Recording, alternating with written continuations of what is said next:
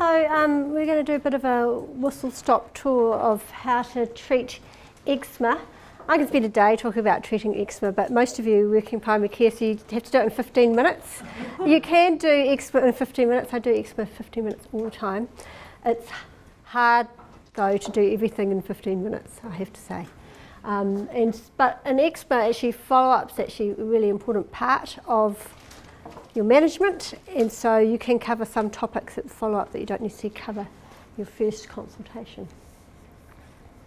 So the aim of eczema treatment is obviously to get legs and tummies like that coming to look like this.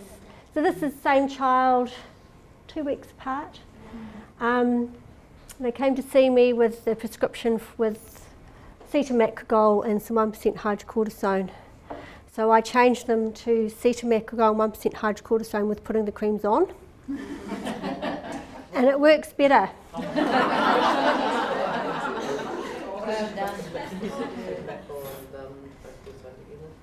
Yeah, so the first one, they just left them in the tubes. This one, they went on the child. So yeah. So you've actually got to put the cream on for it to work. Having the tube in the bathroom cupboard does not work. If you remember nothing else, remember that. So why is it important to treat eczema? We talked a lot about the impact on quality of life. They've done cost effectiveness studies in the UK, and in the NHS they think the health costs are around £125 million per annum.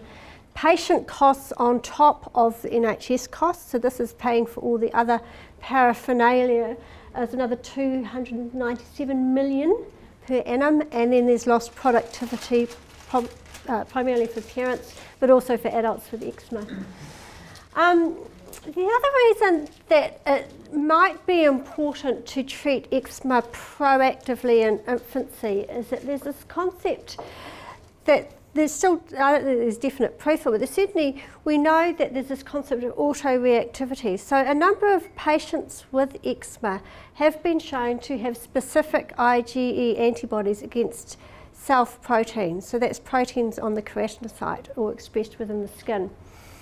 And so there is a theory that actually having inflammation and damage sets off exposure of those proteins to the immune system, and then as you get older you have this more autoimmune, autoreactive type process with eczema, which is why maybe avoidance of triggers and things are less effective in adult eczema than it is in children. So that's a theory.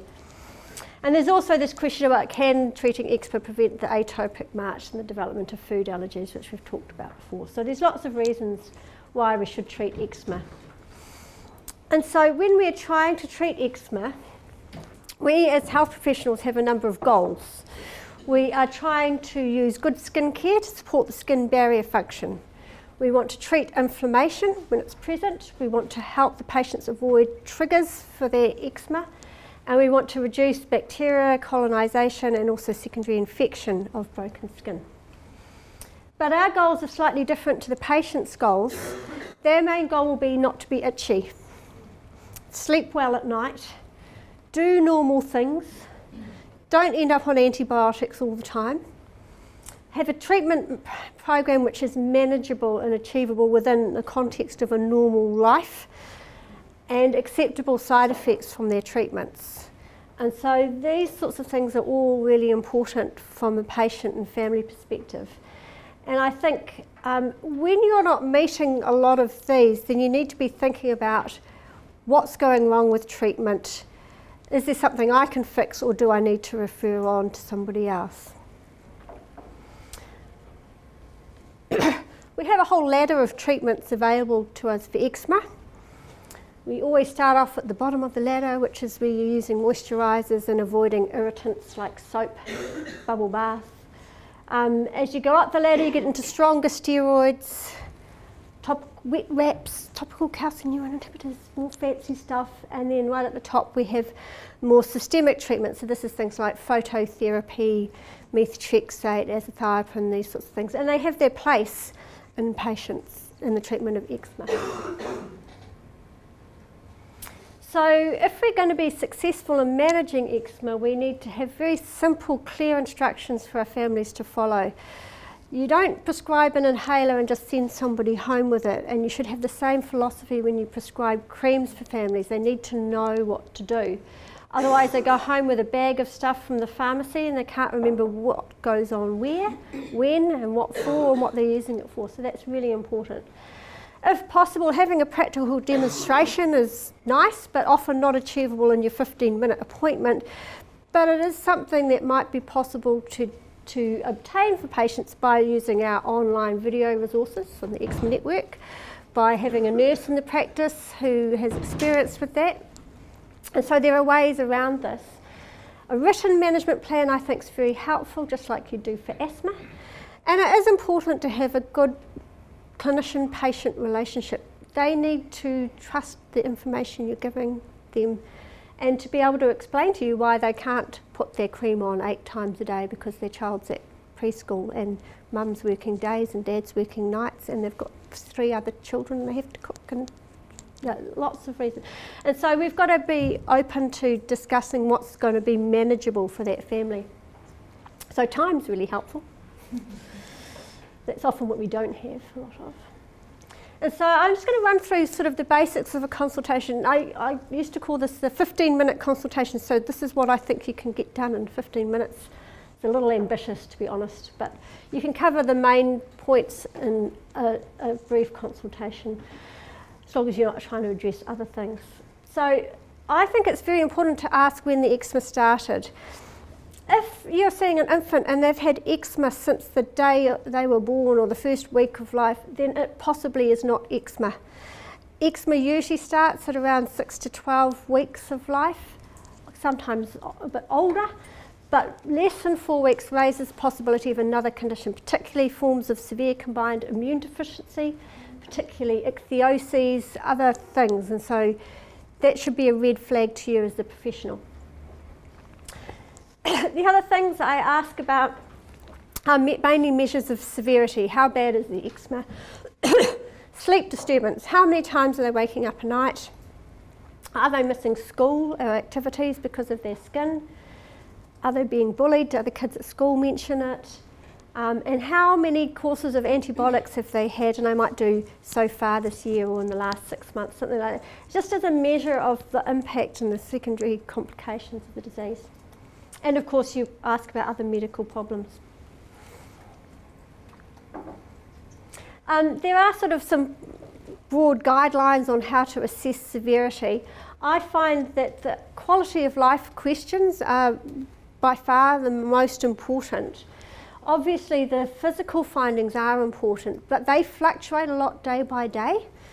And so you have to balance what you can see in front of you with what the story is about how much of an impact it's having on the patient. So I usually get the patients in to talk me through a normal day in terms of what they do for their care, and I'm interested in what they're doing now, not what they did 2 years ago, because they can, if they've had eczema for a long time, the list of treatments they've been on is huge. So you need to know what they're doing now to work out what you need to do to change it. So I say, do you bath or you shower? What do you use for washing yourself with? Do you put any additives in the bath? What steroid creams are you using?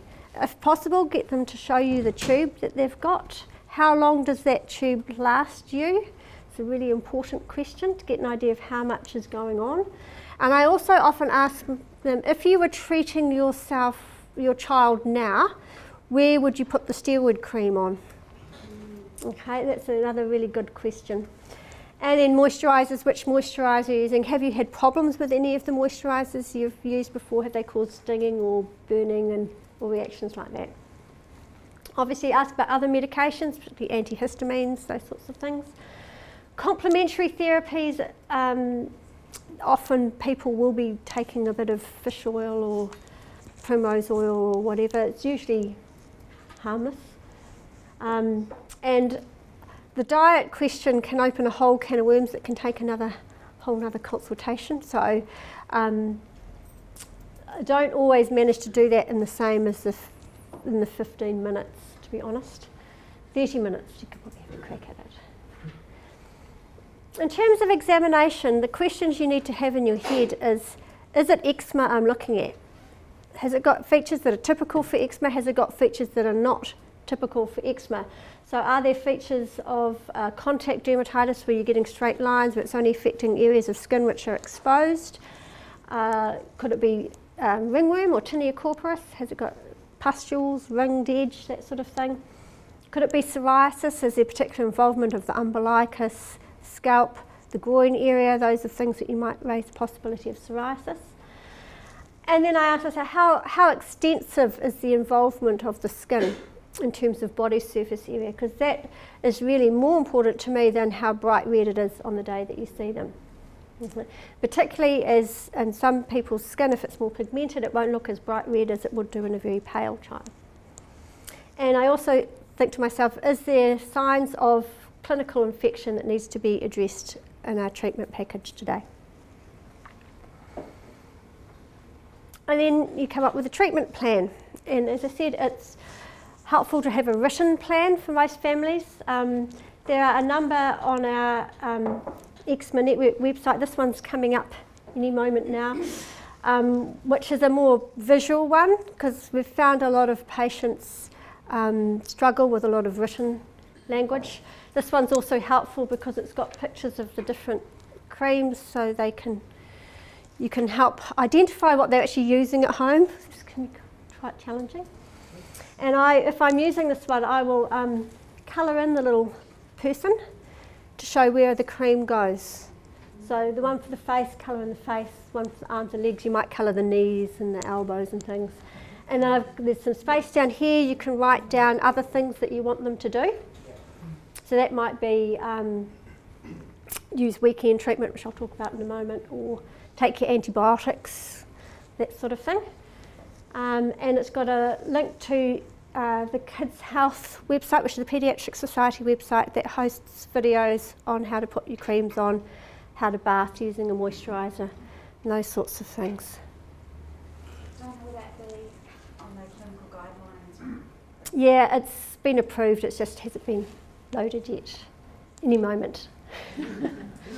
The main issue is that most of the printers only do black and white, so you lose the colour, unfortunately. But that's okay. The other issue will be when they change which creams they've won the tender, and all the creams change. But that's to come. And so, as part of your management plan, you need to have a soap substitute. And I, in general, prefer to use funded products for most of my families because they use a lot for a long time, and it becomes quite expensive for a lot of families. There are some very nice non-funded products which people can buy if they choose to. So I tend to use sorboline. I use a lot of sorboline because it's in a pump dispenser and it's a bit more practical. But the other products are fine to use as a soap substitute as well. And aqueous cream I think now has not got SLS in it, so you could use that as well. But then yes, there are some commercial products which some people would choose to buy, and that's fine. Generally you want things which are fragrance free and as bland as possible. Moisturisers or emollients, the idea is that these should be applied frequently and generously. So in an infant where you're changing the nappy every 3 or 4 hours, you can put moisturiser on 4, 5, 6, 8 times a day, and that's quite doable. When you've got a toddler, it becomes a bit more tricky to apply it that often, and I find most school-aged and adult patients find it difficult to do it more than twice a day. I have to say that for most people, twice a day is sufficient. If you can do it more than that, though, I think it's better, but hard to do. And as prescribers, it's very important that we prescribe enough that they've got sufficient to use over the period of time between when you see them and when you're planning to follow them up. Okay. Moisturisers are very safe. It doesn't matter if they've got a bit more than they need, but you don't want them to be stingy because they're worried they're going to run out.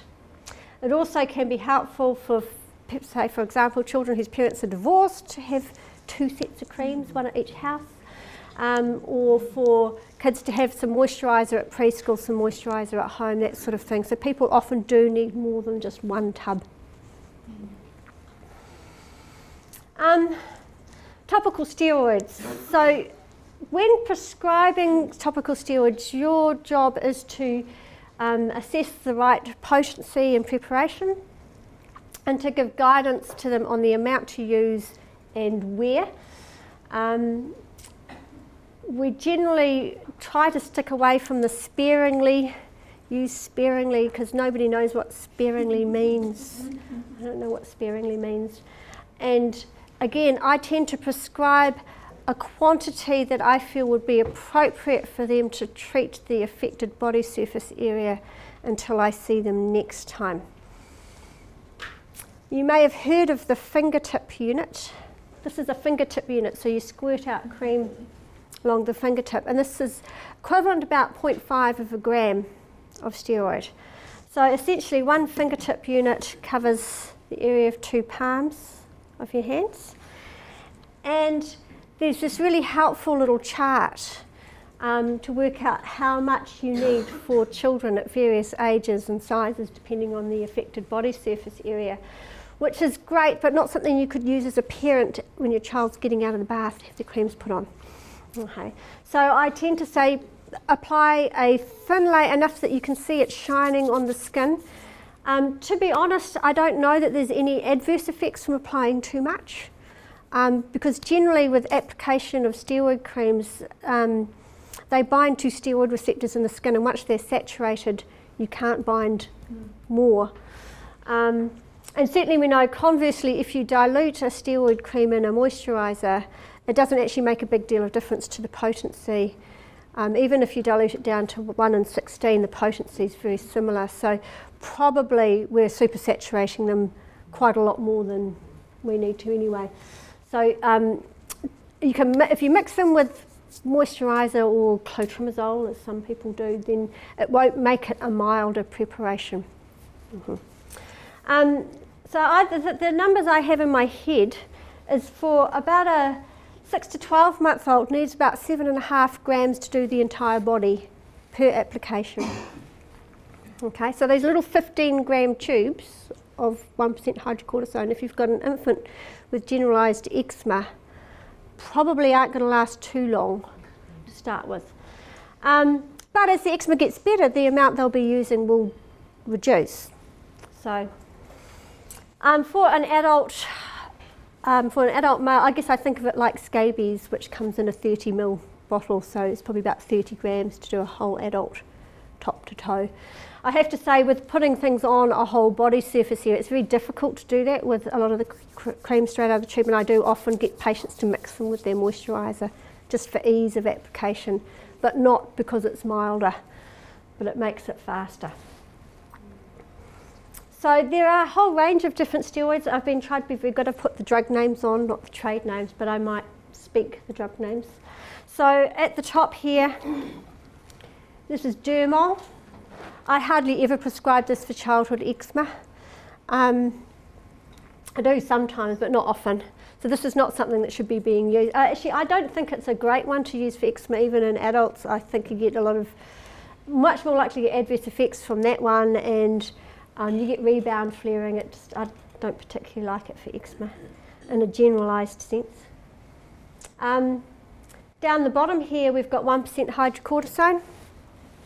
And generally that one is what I would use on the face of anyone at any age. And it would certainly be my first line for infants in terms of treatment. Then we've got, in here there's Humavate and Aristocort, which are a little bit stronger. This group is probably the locoid beta advantan type 1s, mometasone, which is Alicon in this group. And so these ones, for an infant, if it's the body, you might step up to there. For school-age kids, you'll often use this for eczema on the body. And the choice of preparation will depend a little bit on the size of the tube they come in. If you've got somebody with small areas, I will prescribe them a small tube, because I think it sort of matches the amounts you're expecting them to use. I think that's quite helpful. Ointments tend to be better on drier skin. Lotions and creams are better if you're spreading it more widely. Some people find that the mometasone stings and they don't like it, but they find the low cubes all right. So you might have to change a bit around that. Essentially, if they don't like the cream and the feel of it on their skin, it's not a good one to choose, because then they're not going to be adherent with using it. It's going to cause more problems.